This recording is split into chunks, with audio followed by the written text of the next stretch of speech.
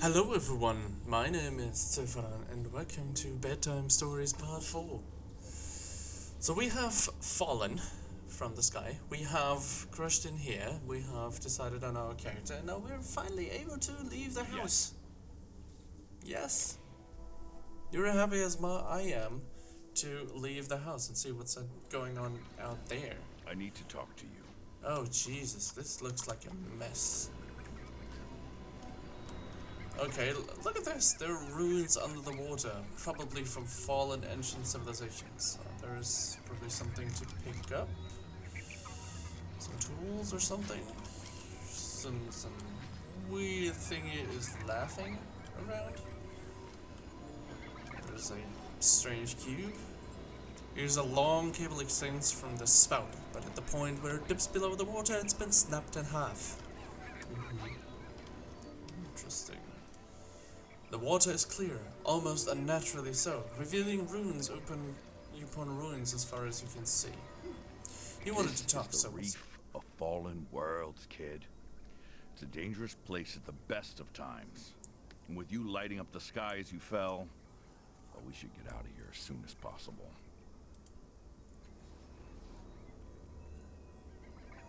why were you looking at me when you said that? Kalistich asks. I wasn't, he growls. Don't be so paranoid. But when she isn't looking, he raises his eyebrows at you knowingly. What makes the reef so dangerous? The Numenera of the past are always dangerous, but there are other dangers too, some closer than others.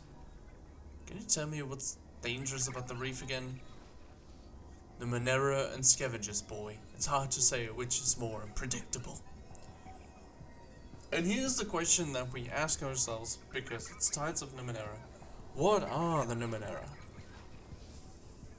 Allegan says, You want me to tell you? He laughs without mirth. The Numenera are all around you, everything left over from the prior worlds.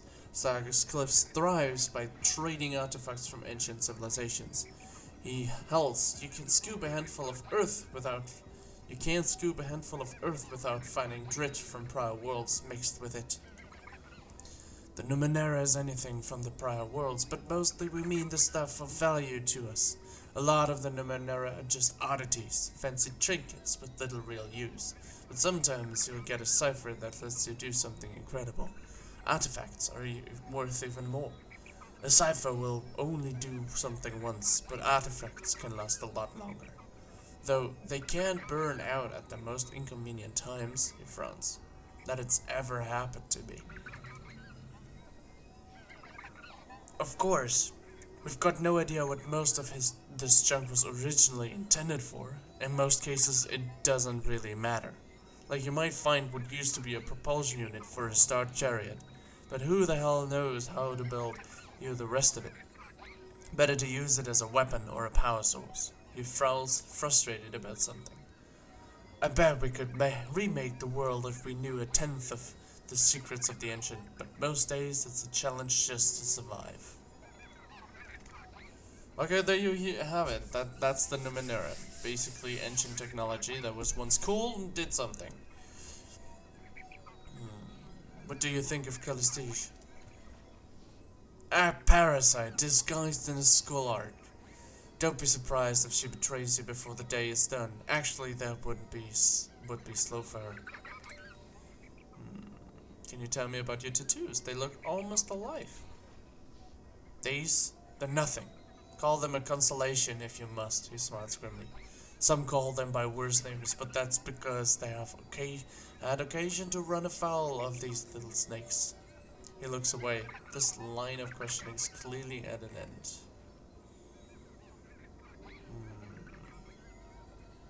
What do you think we should do next? You want to fix the crystal chamber back there, yeah? First step is getting out of this reef. Okay. And what's your story? Ask me again when we get out of here. I don't trust this damn reef any more than the company we keep. Alright, let's keep going, alright? Okay, about time. Yeah, it's about time. This is interesting. The stairs here In an glowing weirdly. So we'll see more and more about this. Yes. What is that? A tangled cluster of metallic tendrils grows from the depths of the nearby water. Strangely, they resemble clawed alien hands, most of which have 7 or 8 fingers. I examine the cluster. Perception. You try to lean around the nearest palm and notice that it innocently moves with you, as if guided by a wind that's not there. You feint right, and you'll go left instead, just in time to see what the hand was trying to hide. One of the lower hands is passing a small silvery object, a seed pod, to another. Oh, we try quick fingers to try to grab the seed pod. Seed pod. So everybody has the same amount. If I put one more effort in, yeah, that's done a success of 100%. You wait for an opening, then snatch the pod as it passes from one hand to another. Immediately, a wave of outrage waves over you from the cluster direction. Gained item, steel seed pod. It appears you have made an enemy. Congratulations, dear.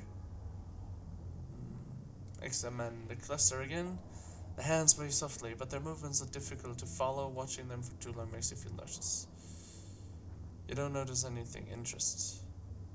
I could break off one of the hands.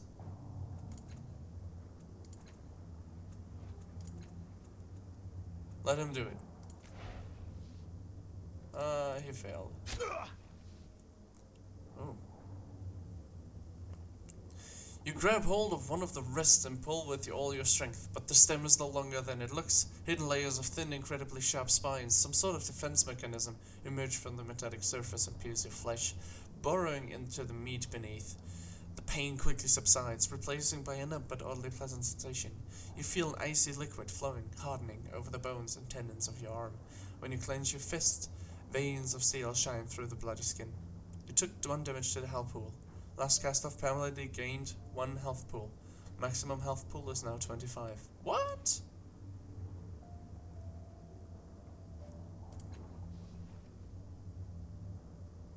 Let's walk away. Go. And try to check here. So here is Shin, Fleet Moss, and Illustrated Force. Heal 3 point of might. We take all. So we could go. Yeah, no, I wanna examine these. I wanna interact with these. What are those? 2 floating cones whirl and spin deliriously around each other, giggling like children being tickled. The air. I'm so sorry, I just got up. It's bedtime stories after all, right? The air around them smells of sweet burning leaves. Let's touch a cone as it passes.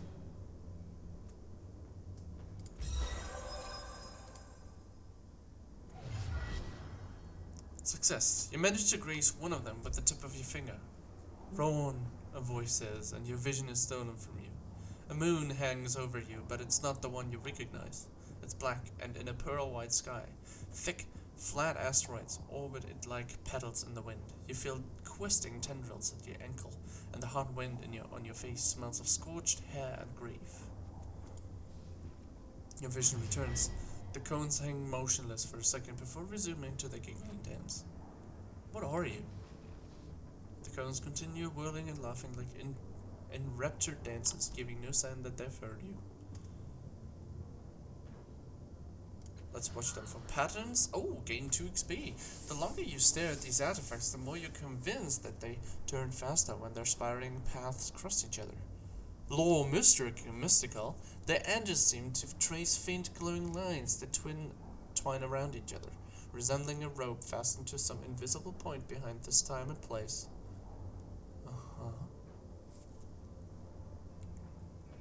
What are you for?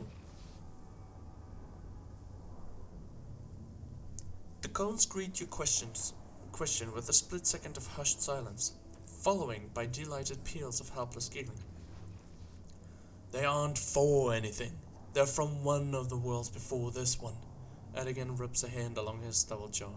Sometimes the Numenera will do something useful. Sometimes they'll turn you inside out. And sometimes They don't do a damn thing that makes sense. And Kalistich adds, I've often said the same thing about you, darling, Kalistich murmurs. I try speaking to the cones again. Nah, nothing.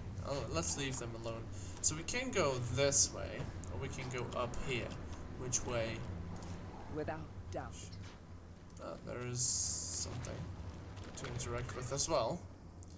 A bubbling mass of sludge floats on the surface of... This is like a minefield. There are tons of things that you can interact with. I mean, this is amazing. Bubbling mass of sludge floats on the surface of the water. Every once in a while, an oily nodule separates from it and hurtles into the sky. Great. You catch a momentary glimpse of a muck-coated object in the butchered mask. Quick fingers and perception attempt to retrieve the object trapped in the sludge.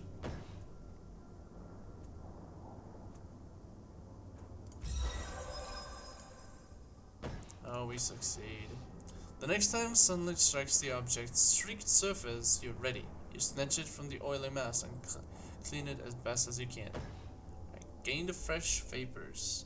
Has 10 points of intellect and confers fresh vapors plus 1 intellect edge. Nice. 5 uses. I'm not sure whether that awful mock is harmless or you are immensely lucky. Either way, don't go on poking things there. It's quite entertaining. Go on poking things there. It's quite entertaining. There are no other objects in the bubbling mass. This device is collecting black goop from somewhere underwater and pumping to the nearby spout. Okay. That's really odd. The strange lines and rippling forms of the sunken building are dramatically different from the architecture above the waterline. That means it's probably another world. Oh, what's that? I want to interact with that.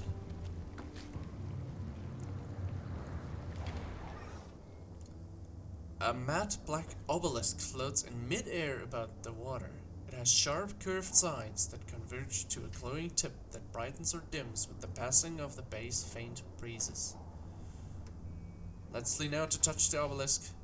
You raise your hand toward the obelisk. Dull green light wells from within its black stone, fixed on you like a furious eye.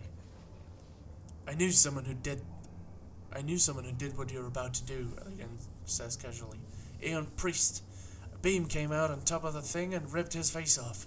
Made a fancy nightlight out of his crystal necklace, though. But hey, I'm sure you know what you're doing. Oh, hush. At least the poor priest died in service of his curiosity, rather than stumbling about the coast, complaining and feeling sorry for himself. Go ahead if you must, she tells you, ignoring Elegant's glare. But do be careful. I'll leave it alone, we're just safe.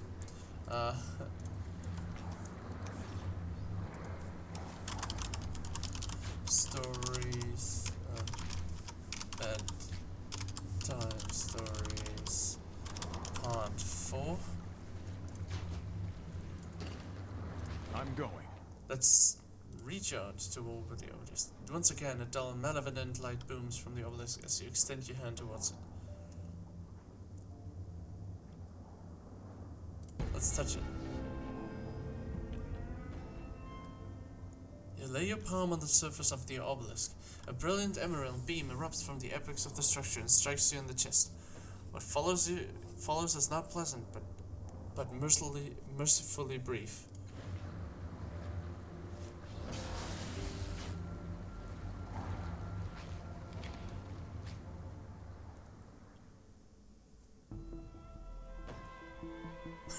I died!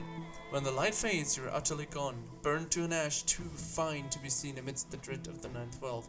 For a time your tale lingers as a lesson in foolhardiness, but alas, even among the reckless, you prove unremarkable. Okay, we load the last save then. That's how you die.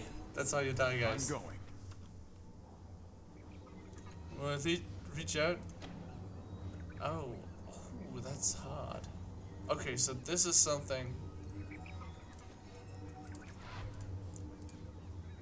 We failed. And we died. Okay, so this is something we shouldn't do. So there is the game teaching us right now. Welcome to the game design talk. This is the game teaching us that we should not do so. That there are things, even at the beginning, things you can't comprehend that are, well, Yes. what can you say? Deadly. Let's check in here. We have an encephalic rush. Heals intellect, heals might. Let's take it.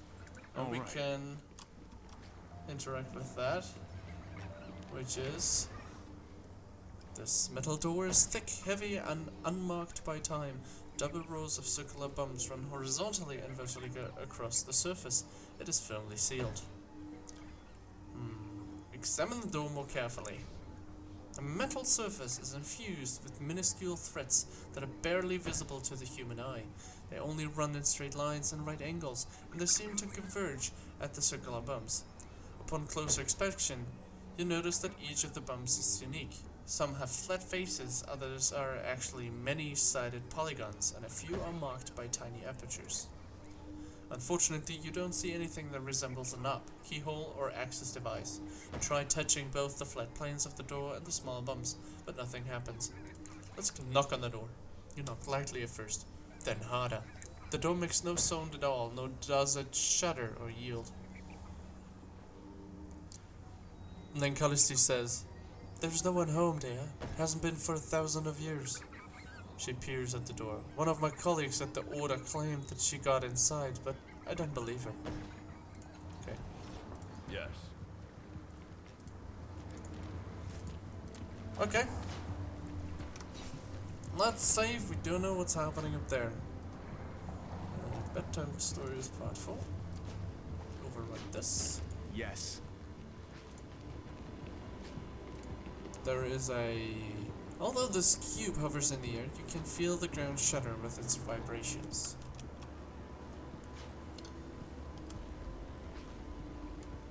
Okay, so this is going to be an interesting one. Cobalt petals fold over a short metal stem. Calcified minerals hold the ancient weapon closed. This is weird. So they put out energy bridges. So there are energy bridges that connect things for some reason.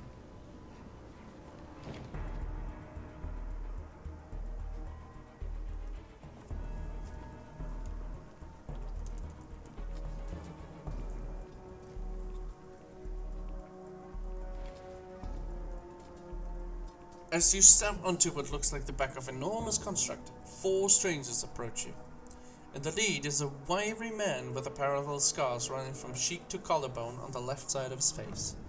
He gives you a welcoming smile, pulling on grey gloves embedded with pulsing lights. He's about to say something to you when he notices Callisti. So 4 guys came up. They came downstairs and then used some sort of energy bridge to lead to this platform.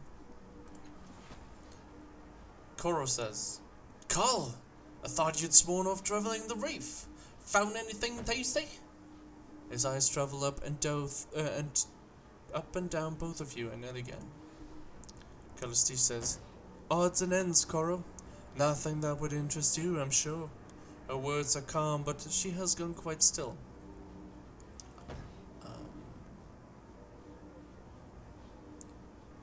Let Qoro and Callisti talk.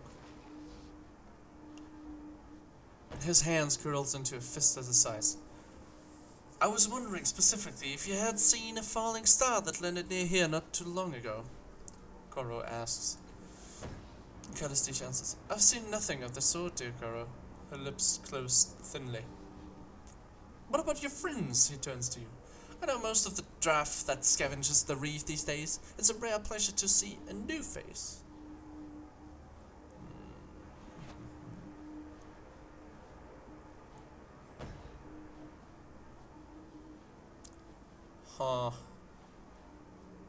I don't yet know his intentions of Qoro, so I just ask a stupid question. What are those gloves for? "Unwelcome but anticipated complications. He does not elaborate. Callistine says, he does not love his ambushes. Callistine whispers in your ear again, even though her mouth is closed and she isn't looking at you. He didn't have the gloves when I knew him last, but I'd wager they're connected to devices in the area. Qoro says, Qoro says, apparently unaware of Callistine's interruption. The star. Have you seen it? Where did the star land? Another stupid question. Let's just play dumb. Well, if I knew that, I wouldn't be reduced to harassing noble travelers. I never saw it, you see. My employer did and thought, who's the most trustworthy team I can send at a moment's notice? He winks. Luckily, they were on another assignment. We were interested and weren't too drunk yet, so... what interests you about this star?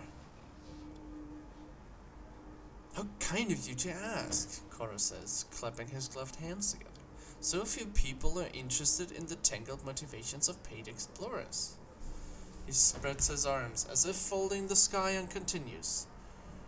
The world is littered with ruins and fascinating secrets. Trouble is, anyone can claim them. But when something falls from the sky?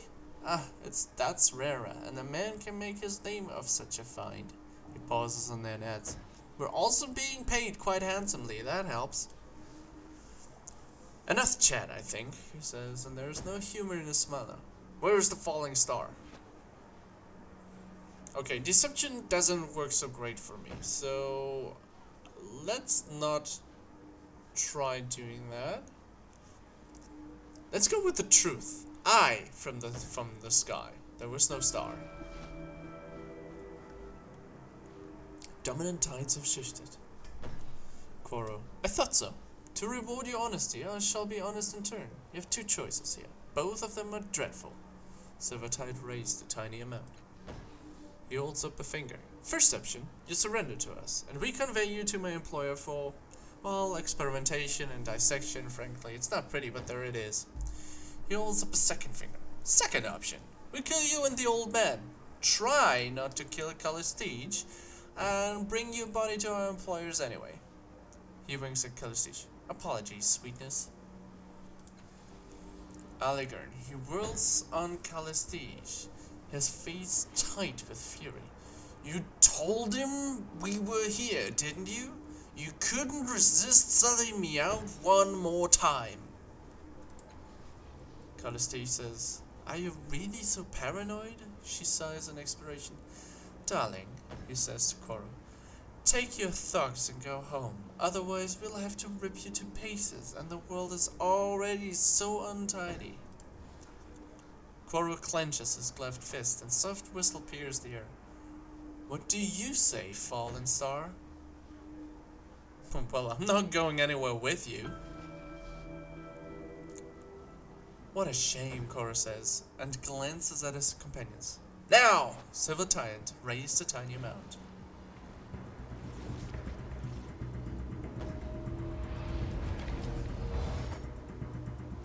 Okay, current objective, overcome Qoro and his mercenaries. Use the glowing turret of purple energy to your advantage.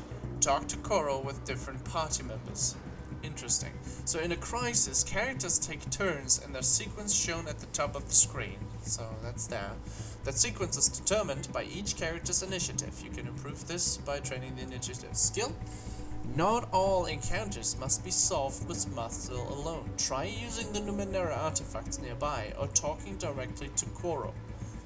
How do you choose to solve the crisis is up to you, but there will be consequences to your actions. So those are Numenera that I can use. So you can use the environment, which I find really cool. Image blocker. Okay, someone is invisible. That's okay. The last cast of Stern. We have healing stuff. We have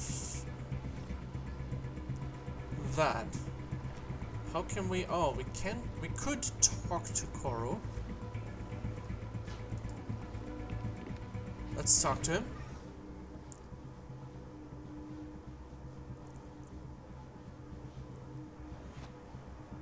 Take them down, Qoro shouts about to his colleagues. We need that falling star. I could go intimidation, but that doesn't work so great. Remind him he's fighting a man who fell from the sky and survived. Tikai and Finn. That's actually a reasonable choice. But I don't... Well, that consumes the action. I leave him alone, and let's just... hide. Attempt to become hidden. Oh, interesting.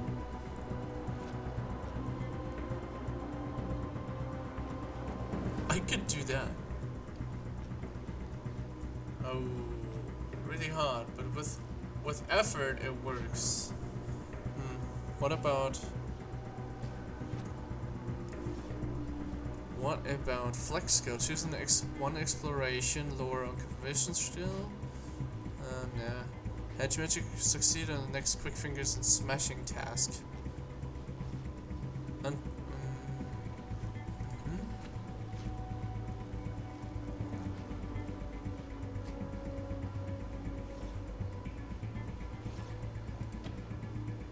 we can attack with the basic attack. Let's just try doing this. Can't hurt it. Okay.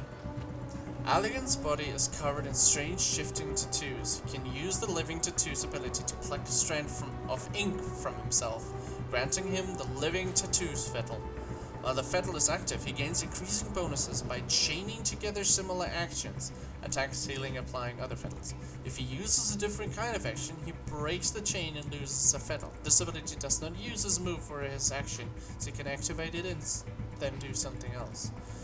To use the ability, use left click on its icon, the ability bar, move above the party portrays. Let's do that. Well, actually, multiple turns in a row to chain increase. They never seem to run out.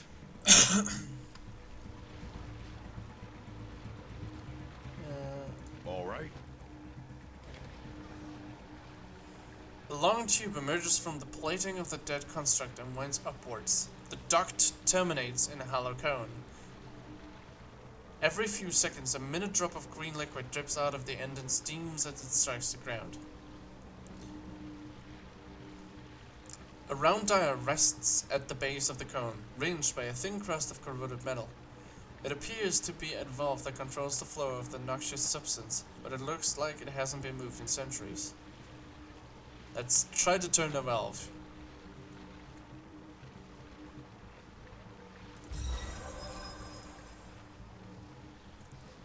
Success. With a crack of the valve budges a centimeter. A thin stream of noxious fluid pours from the nozzle and hisses into the metal surface. You open the valve a bit further and aim the ensuing spray.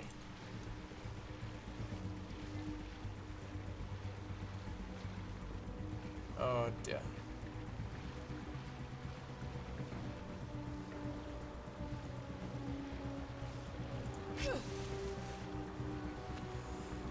Callistige is a dimensional husk who exists in multiple realities at the same time, so she can use this transdimensional power to teleport between locations during her dimensional superposition ability. Teleporting uses her move instead of her action, so she can activate it and then do something else. Transdimensional onslaught deals transdimensional damage and confers hobbled if the target fails to resist. Yeah, that's nice. Okay, let's do a teleport.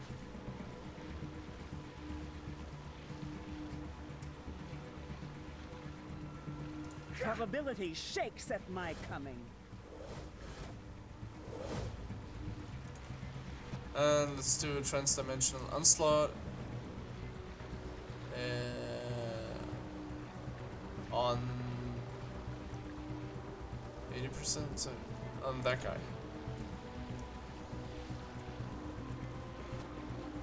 80% is fine. Which world is this? Damn, we missed. So I'm flanked but still missed. Okay.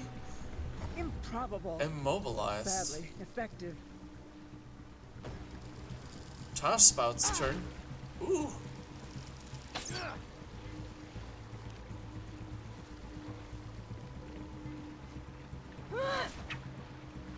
Oh. They have me surrounded. Okay, I have no real fighting skill, fighting powers. So I might as well try to get rid of other people. There we go. Requires an action. Oh, damn it. I don't have an action left. We are flanked, so let's try to get out of being flanked. Fine. What's that? There's a shallow depression in the surface here, like many others scattered around the construct. Unlike the others, energy still pulses across this one at random intervals. A slight yet implacable sense of unease emanates with each wave of energy. There's a loose lens at the center of the depression. You think you could redirect the psychic effect somewhere more useful, but it'll be tricky to get it into between the energy pulses. I leave it alone and just end my turn. Aligarn. Let's do interact with this again.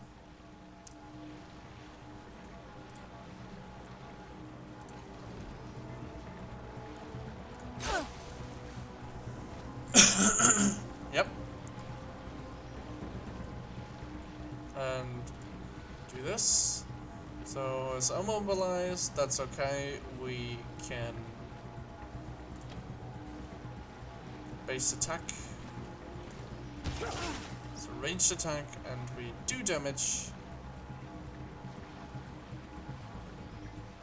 We will run a little bit. Should I? No, she can only teleport. Oh, okay. Consumes the movement, okay. How many active one round? No, that's end turn. Enraged, don't you? Ow.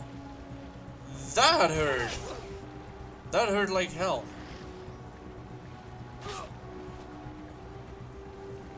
Oh god. Uh-oh. I'm surrounded. Uh-oh. I need to heal myself. Heal, heal, heal.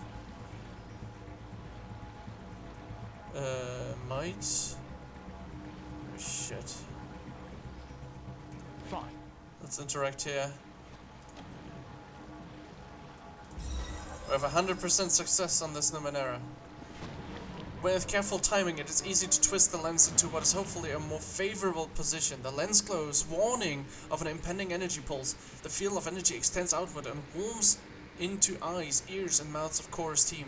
Hope drains from their faces, replaced by a numb stare. Then the shallow depression becomes dark and dormant.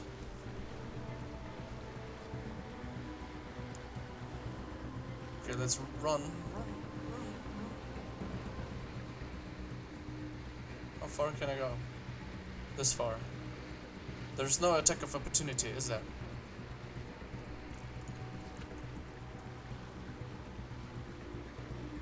Still have movement. I'd like to put some more effort in.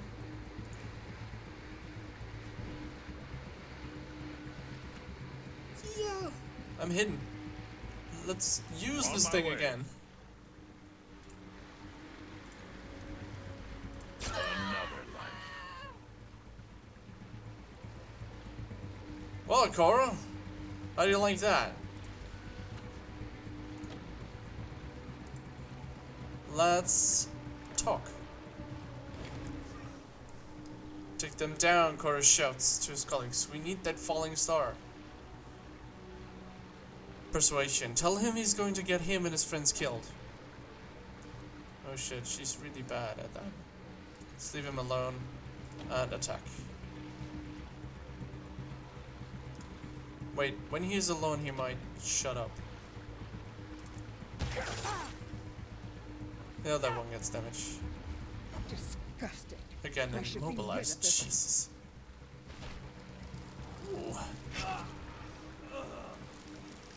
Calastige says, "We must get to Qoro's corpse. The device implanted in his arm that he used to deactivate the light bridges is ungoverned. Without his input, the bridge relays are fast becoming overburdened." You know an awful lot about how this works. Is that a new trick out there of yours? She shoots him a deadly glare. "Shut up and help disarm it before this entire construct explodes." So during a crisis, events sometimes occur that can change your objective. Killing Qoro has caused the bridge controls to overload, and they will explode if you don't disable them quickly. To get out of this crisis unscathed, you will need to interact with Qoro's corpse to reactivate the light bridges. Okay, there is his corpse. I'm going. I'm close, I'm hidden. The strong glass panel embedded in Qoro's forearm is stained in blood. Beneath it, lights and indicators flicker at the same time with the spasms of energy that deactivated light bridges.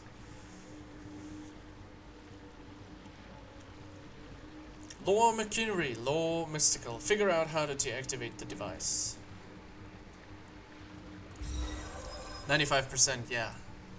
That's my jam. Carefully examine the exterior of the panel. After a few moments of study, you discover that an odd-looking protrusion is actually a ledge. You move it, and the strong glass panel snaps open. Inside the device, you see a gently flashing button. When you press it, the light generators hum back to life. So basically, that was a remote with a button on it. We have used the remote! Yeah! Last cast-off loses the hidden fiddle. Damn it. Okay, we're no longer hidden, but there is one guy still missing. We have no action. Let's go. We can loot. Knave's card. It's an oddity. A playing card shows a grinning Nubovian child when you rub your... What? When you rub your thumb over the card, it triggers an adaptive illusion that changes the face of the card, though you can't discover the trick, getting specific card faces to appear.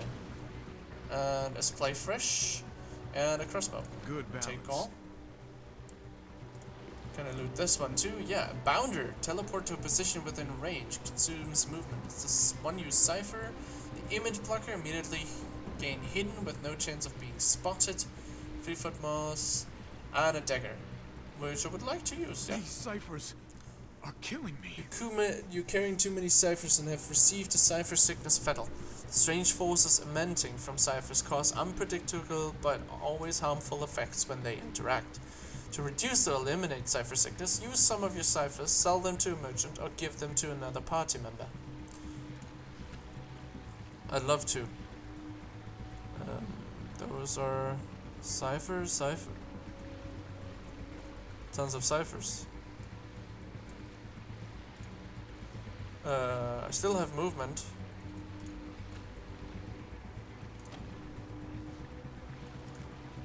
Let's try to get hidden.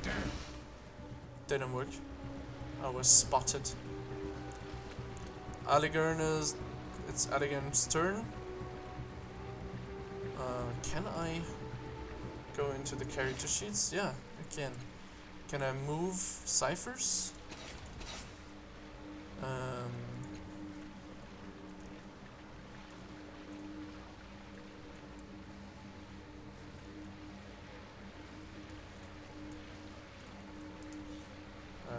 Discard, use.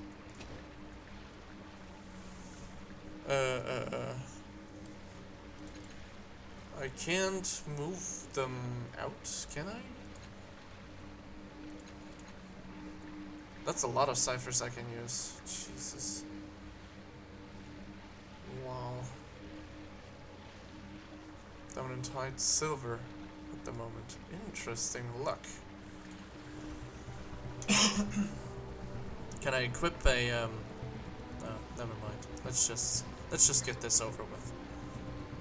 And check out the rest afterwards.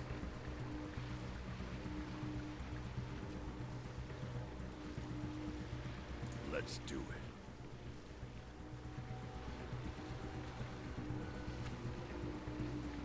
it. Immobilized for 1 round. Doesn't matter. We do this for 100%. Another one. Hit!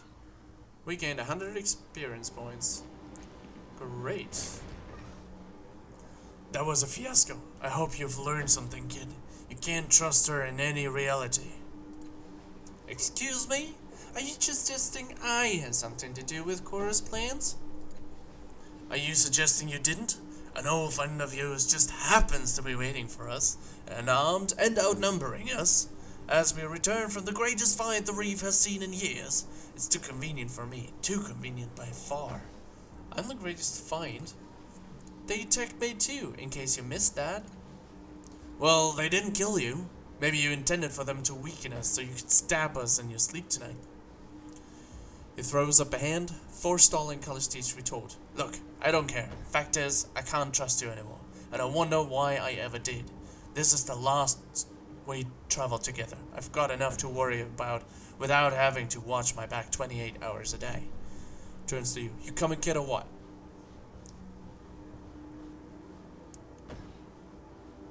You're really going to walk away from each other over this?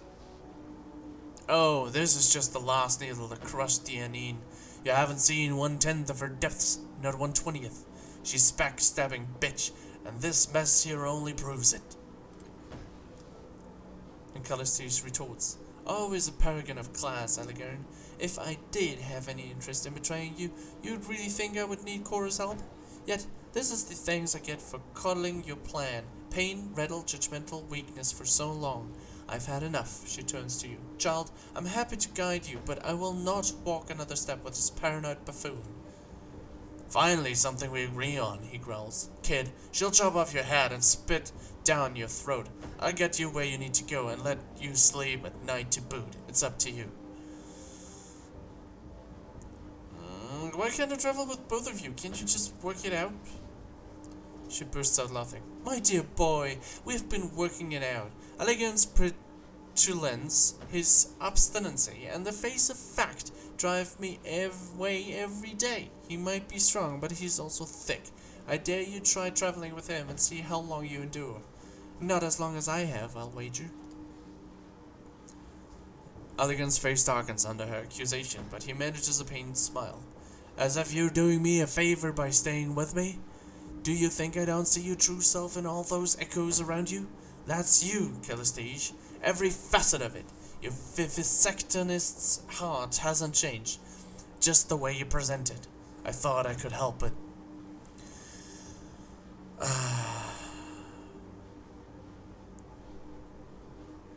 I will travel with Calistes because I'm fairly knowledgeable and stuff.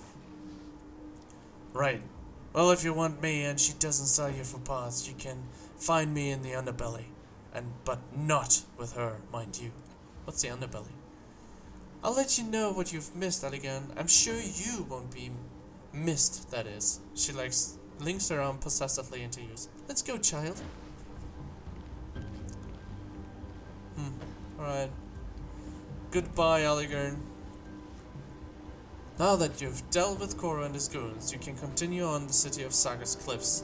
To reach the city, cross the bridge to the north end of the platform. Before you go, you may wish to take a moment to recover and search the bodies of your defeated enemies for any equipment or valuables. Yeah, we will do that quickly now. Alright. There's only 2 things left. We get a Shin, a Cipher, a Cephalic Rush, and a Buzzer. I'm carrying too many ciphers. Symptoms are increasing. Mind, edge, intellect. Okay, well let's check on this. Can we just move them to her? Yeah, that's great. That's cool. And let's take this. Yes. It's an oddity, a usable, a great sword, having melee weapon. Let's take all. Okay, that's great. Yes. Let's check in our equipment. We have tons of experience. Can we use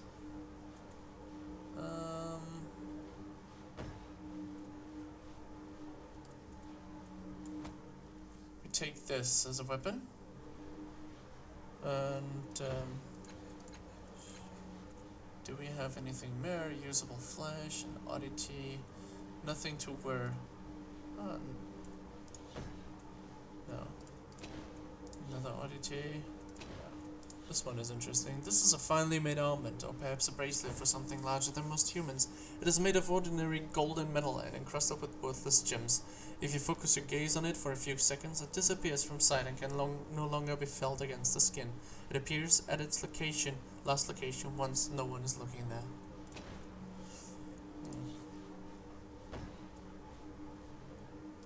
8 physical damage, this does 2 physical damage. Well. Alright. Thanks for watching. That was episode 4. We had a great fight, and we are ready to go into the city of... We'll check on it. See you next time. Good night.